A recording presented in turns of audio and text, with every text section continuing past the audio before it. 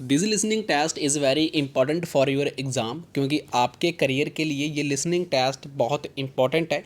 Recent exam होकर गया था स्टूडेंट का रिजल्ट लिसनिंग में, रीडिंग में, राइटिंग में। You can see on your screen nine band score देखने को मिला है भगवान की कृपा के साथ। And I pray to God जिन स्टूडेंट्स ने हमारा चैनल सब्सक्राइब किया है ना, तो उनको 100% 9 बैंड स्कोर आ सकते हैं उनकी लिसनिंग में, अगर वो हमारे आइडियाज़ को, हमारे क्राइटेरिया को फॉलो करेंगे। तो फर्स्ट ऑफ ऑल बात करते हैं प्रिडिक्शन पीडीएफ के बारे में।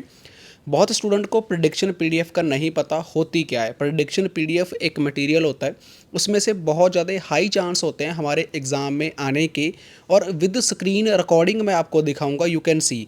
बहुत इंस्टाग्राम पेज है, बहुत यूट्यूब चैनल है जो कभी भी प्रूफ नहीं दिखाते, जस्ट बोलते हैं कि पीडीएफ में से आया। बट हम स्क्रीन रिकॉर्डिंग इसलिए डालते हैं कि आपको ट्रस्ट रहे, क्योंकि आप एक फ्रॉड पर्सन के पास या फिर आप एक फेक पर्सन के पास नहीं जा रहे, एक राइट पर्सन के पास जा रहे हैं। भगवान की फ़ोटो लगी है, शायद आप भी इस भगवान को मानते होगे।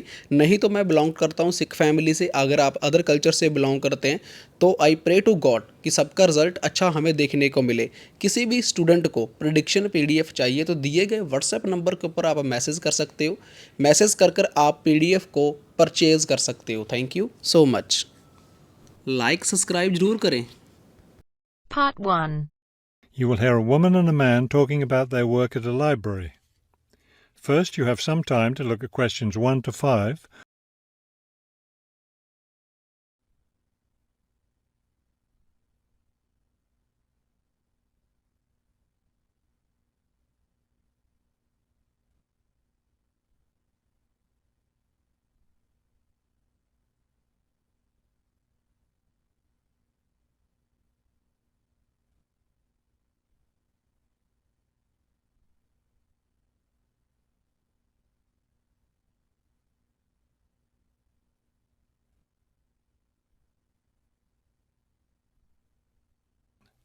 Now we shall begin.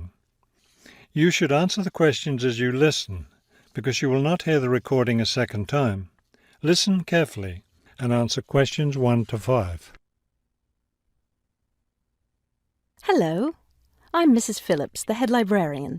You're the new library assistant, aren't you? Yes, I'm Robert Haskell, but please call me Bob. All right, Bob.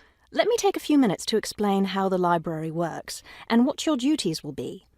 First, the library opens at 8:30 in the morning, so naturally we expect you to be here and ready to work by then. Of course. And you can go home at 4:30 when the library closes. Now, let me explain where everything's kept. It looks like here on the ground floor is where the reference books are. Yes, that's right. Up on the second floor is where the adult collection is, both fiction and non-fiction.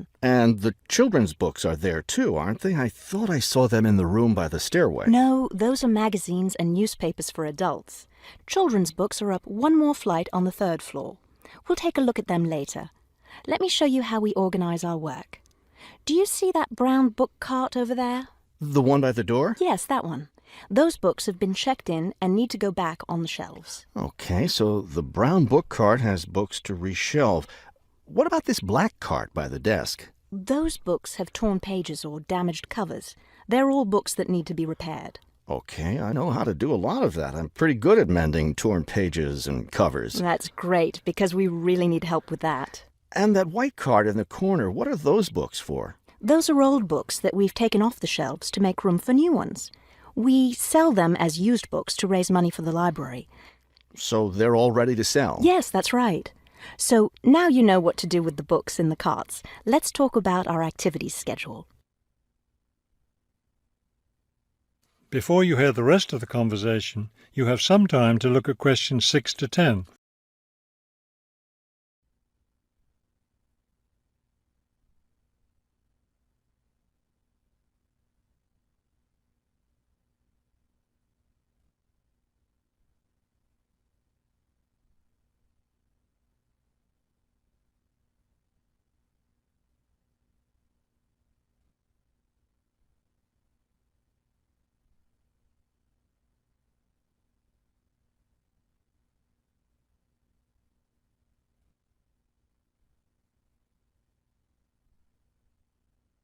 Now listen and answer questions 6 to 10.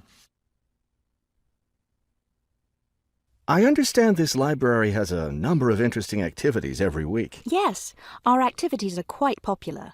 The most popular one is story time for the children. Do a lot of children show up for that? Yes, a good many.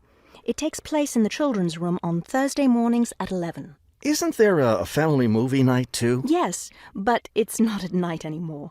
We used to have family movies on Fridays when the library is open until 9, but now we have a different activity at that time, so we had to switch family movies to the weekend, Saturday afternoon. How much do you charge for the movies? They're all free. The movie always starts at 2:30 in the reference room, but you don't have to worry about that since you don't work on weekends. And what takes place on Friday evenings? We've just started a weekly lecture series. We have a different speaker every week, and the lectures cover all different kinds of topics. That sounds like something I'd be interested in attending. Good, because we'll need your help with that. You'll be working Friday evenings, and one of your duties will be to set up the meeting room on the first floor for the lecture. What time will you need that done? Let's say by 6:15. The lecture starts at 6:30, and the room needs to be ready well ahead of time.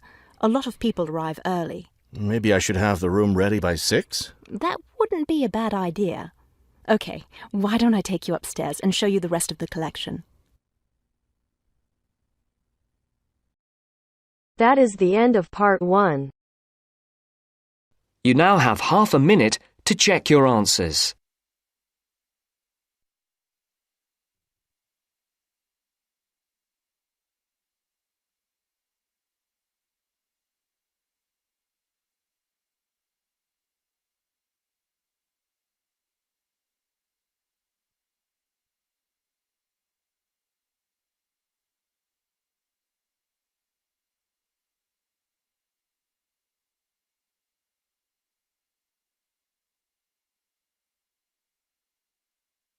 Now turns to part 2.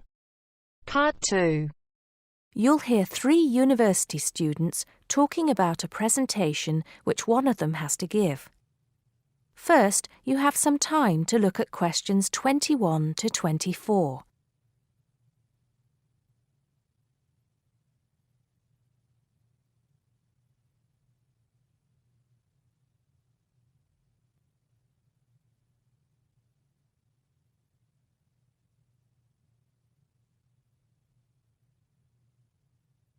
First, look at questions 11 to 14.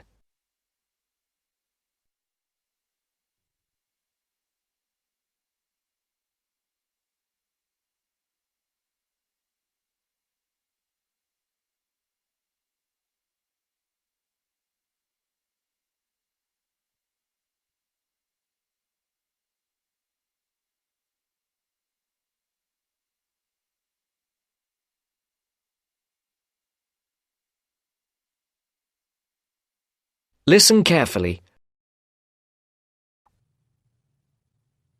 Hi, Joe. Hi, Isabel. Hi, Paul. Oh, hi, Paul. I've heard you've been stressing out about your presentation on art. I am. Are you still going to talk about the different types of art? Yes. Well, I was planning to, but there's so much stuff on the subject that I'm finding it difficult to put it all into one short presentation. Huh. I usually have the opposite problem. There's nothing worse than going blank, forgetting your words in front of a group of people. Well, the problem is that I don't know how to organize what I want to say in the presentation. Well, you know everything there is to know about the subject. It's just a question of selecting what you want to talk about. Well, there's a lot to discuss about the different periods in art. That's a good way to start. Then you can bring in how specific types of art were popular in each period. Yes, like how sculpture was popular in the classical period and paintings were popular in the Renaissance period. And how now a wide variety of media are used to create modern art. As long as you keep it concise, because it's a large area, there's so many periods and movements in art, and you don't want to just list them one by one. I agree. An explanation of the movements and periods in art wouldn't be too long. You're right. I need to just pick out some key points. Just mention the periods quickly so that I can move on to the real topic of the presentation. Yes, The variety of art, like sculpture, paintings, installations. I have an idea. Why don't you prepare a timeline to show to the class? That would be a nice visual, and it would focus your ideas so you don't get too sidetracked. Great idea. It would certainly cut down on time. Right then, where are we? You'll begin with a very short introduction to the historical periods of art. Then, you'll talk about popular types of art within these periods. That's sorted. Maybe you could also mention some key works of art in each period, like the Venus de Milo statue or the Scream by Edvard Munch, and give some interesting facts on them. That's not a bad idea, because it does give people a frame of reference when I talk about specific kinds of art.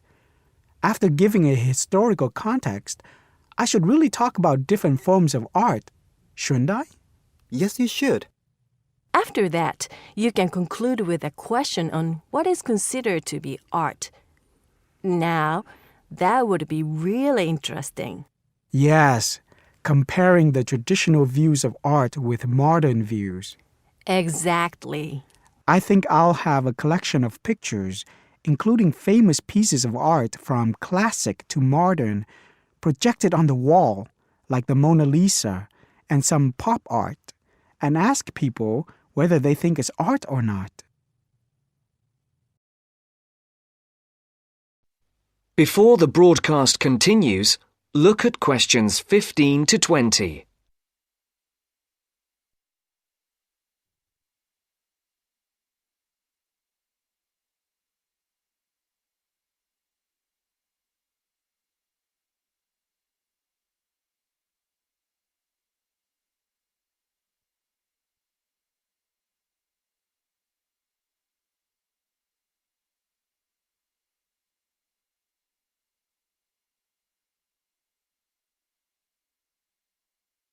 You will now listen to the second part of the talk.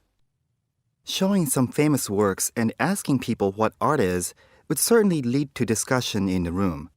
People's appreciation of art is so subjective, and it comes down to taste. That's what I'm hoping for.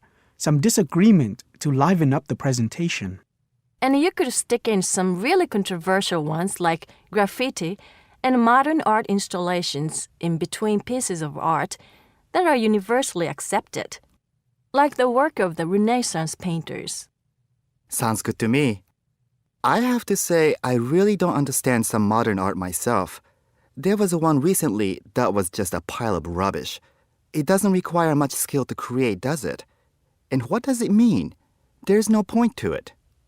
Actually, Joe, I like some modern art. It makes you look at the world in a different way. Artists now have the freedom to express themselves completely. Yes, but there is an idea now that anything can be art. I've heard of paintings being sold for large sums of money, which have been done by small children and animals. Now that's ridiculous. Oh, you could find one of those paintings and put it in your presentation, couldn't you, Paul? That would really be interesting. Well, Paul, what do you think? I like it. Just thinking. I'll need to do some more research to find pictures for the slideshow. Yes, we can help you, can't we, Joe? Of course. If you go to the fine art section of the library, I'm sure you'll find everything you need. Just ask the staff and they'll give you access to a slide bank of hundreds of famous works of art. And if you still can't find what you're looking for, use the library computers to go online. There are lots of images on the internet. Of course, you'll need to use a search engine like Google, but it's dead easy. Thanks, guys. I'm feeling much clearer about the project. Your ideas have been really useful. I think I should end with a quote of some kind by a famous artist. What do you think? That's a good idea. Now let's go to the library and see what they have. That is the end of part 2. You now have half a minute to check your answers.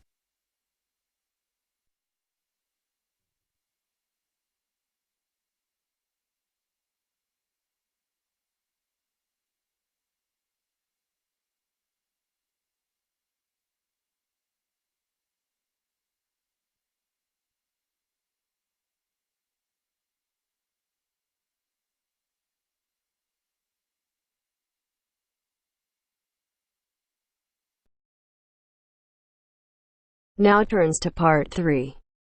Part 3. You will hear a reporter talking on the radio about old racing cars. First, you have some time to look at questions 21 to 26.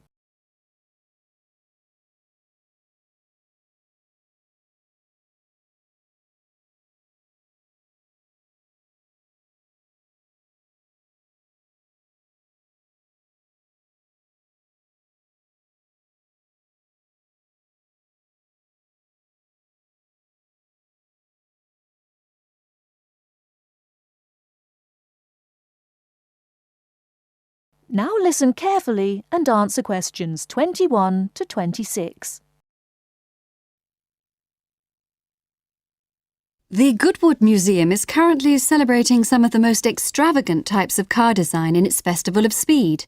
Here's our reporter, Vincent Freed, who's on site to tell us about some of the cars on display. Well, here I am, standing in front of one of the most prestigious cars ever built, the Duesenberg. A fantastically expensive, luxurious car built in the early part of the 20th century and bearing all the glamorous qualities of the Jazz Age. How many were there? Well, only 473 Duesenberg J-types were ever built, and the model here is one of the rarest. Each had a short 125-inch chassis or framework, and the body was always in the form of an open two-seater. The technology behind the car's 6.9-litre engine was extraordinary. It featured capsules of mercury in the engines to absorb vibration and provide an incredibly smooth ride. In fact, these cars offered unparalleled performance. In an age when 160 kilometers per hour was considered very fast, the Duesenberg promised a top speed of 180 kilometers per hour and could do 140 kilometers per hour in second gear. Duesenberg, who designed the car, sold it as a frame and engine. This was typical of the age again, and many prestige manufacturers such as Rolls-Royce did exactly the same. Owners able to afford the hefty $9,000 price tag for the basic car would then commission a coachwork company to build a body tailored to their own individual requirements. The Duesenberg's great attraction for the driver was its instrument panel, which offered all the usual features, but also several others, including a stopwatch. It was the Duesenberg's technology that lay behind its success as a racing car, and they dominated the American racing scene in the 1920s, winning the Indianapolis Grand Prix in 1924, 25, and 27. Before you hear the rest of the talk, you have some time to look at questions 27 to 30.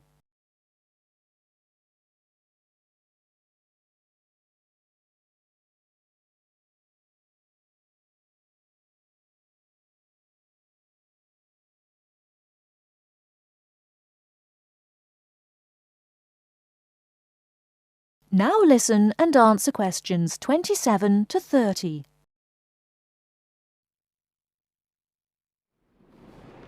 On to another celebrity, the 1922 Leia Helica. Only 30 of these French propeller cars were built, and the model here at Goodwood, which was the fourth to be made, is thought to be the only surviving example still capable of running. The brains behind this car was Marcel Leia, who was an aviation pioneer first and foremost, and the influence of flying is quite apparent in the car. The Leia very strongly resembles a light aircraft with its front propeller, but in this case, it's minus any wings, of course. It's quite odd to think that this car was whirring through France just as the Duesenberg was blasting down roads at 160 kilometers per hour across the Atlantic. The Leias were used regularly in France in the 1920s and were even produced in saloon and van form, as well as two-seater. The Leia matched its propeller drive with its equally bizarre steering, which used the rear rather than the front wheels. But despite looking rather frail, it was a tough machine. In fact, when troops tried to steal it during the Second World War, the car's baffling design was clearly beyond the would-be thieves, and it ended up being driven into a tree, breaking the propeller. And now for the Firebird. This extraordinary car was first... That is the end of part 3. You now have half a minute to check your answers.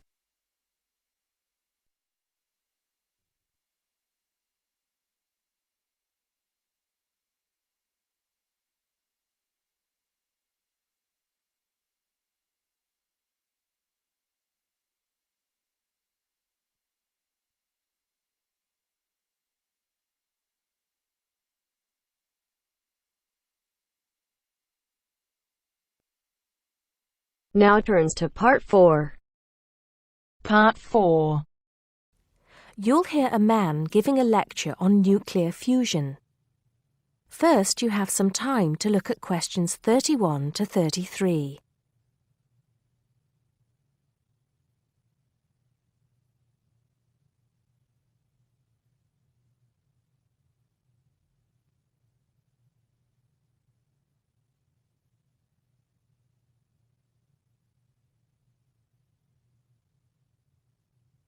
Now listen carefully and answer questions 31 to 33.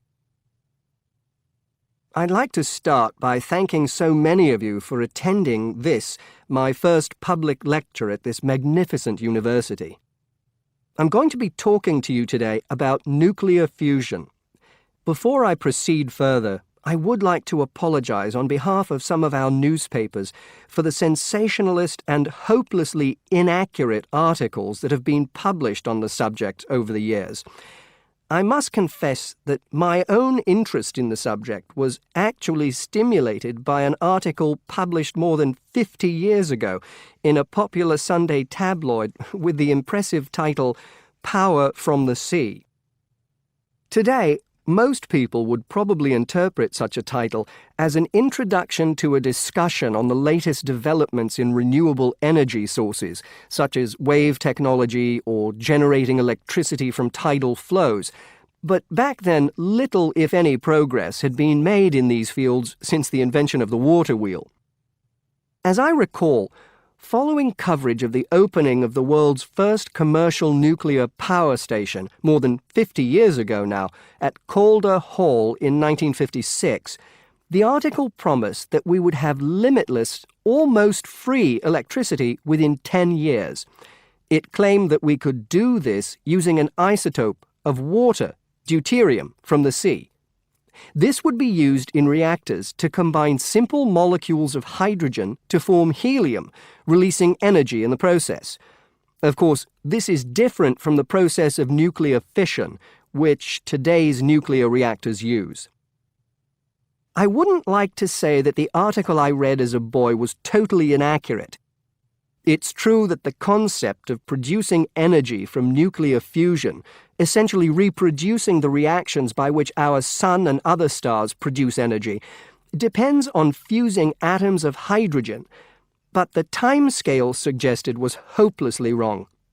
To this day, despite some very embarrassing false claims from scientists who should have known better, we have not been able to produce energy from nuclear fusion in a controllable way. Let me make clear what I mean by this statement, before some journalist in the audience gets hold of the wrong end of the stick. Yes, we have been able to fuse hydrogen atoms to produce helium and a release of energy, but the balance account has always been negative. We've always had to put more energy into the reaction than we've ever succeeded in getting out.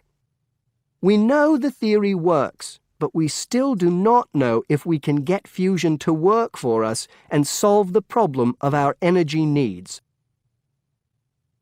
Before you hear the rest of the talk, you have some time to look at questions 34 to 40.